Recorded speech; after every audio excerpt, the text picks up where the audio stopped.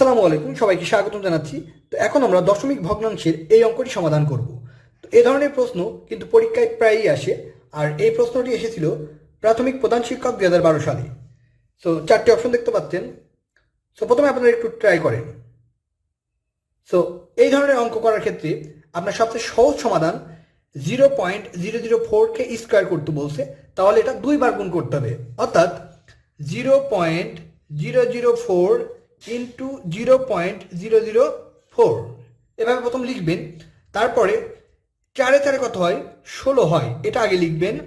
লিখার পরে দশমিকের পরে এখানে কয়টা সংখ্যা? 3টা সংখ্যা। এখানে কয়টা সংখ্যা? 3টা সংখ্যা। তাহলে 2টা সংখ্যা অলরেডি চলে গেছে, আর থাকছে 4টা সংখ্যা। 4টা শূন্য বসায় দিবেন, 0.000.0, অর্থাৎ 0.00016 এই অঙ্কটির অ্যান্সার। সো এখন অপশনে দেখেন 0.00016, এটি হচ্ছে অঙ্কের অ্যান্সার। তো এরপরে আমরা দশমিক ভগ্নাংশের আরেকটি অঙ্ক দেখব, যেটা বাংলাদেশ ব্যাংক এডি 2015 সালে এসেছিল।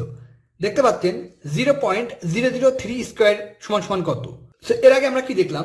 0.003কে 2 বার গুণ করতে হবে। তাহলে আপনাকে প্রথম লিখতে হবে 0.003 ইন্টু 0.003, এটা 2 বার লিখলেন। তারপরে এই যে 3 আর এই 3 9 হয়, এটা লিখলেন। লিখার পরে এখানে দশমিকের পরে 3টা সংখ্যা, এখানে দশমিকের পরে 3টা সংখ্যা, তাহলে টোটাল 6টা সংখ্যা। একটা সংখ্যা চলে গেল, তার মানে আর থাকছে 5টি সংখ্যা। এই 5টি শূন্য বসিয়ে দিলে অঙ্ক হয়ে যাবে, অর্থাৎ এই যে 3টা 4টা 5টা, অর্থাৎ দশমিকের পরে 6টা সংখ্যা আছে কিনা দেখতে হবে। 1 2 3 4 5 6, আমাদের অঙ্ক কিন্তু হয়ে গেল। এখন আমরা অপশন টেস্ট করব। এখানে নাই, হবে না। এখানে নাই, হবে না। এখানে নাই, হবে না। কিন্তু এখানে দেখেন 1 2 3 4 5 6, আনসারটা হবে ঘ।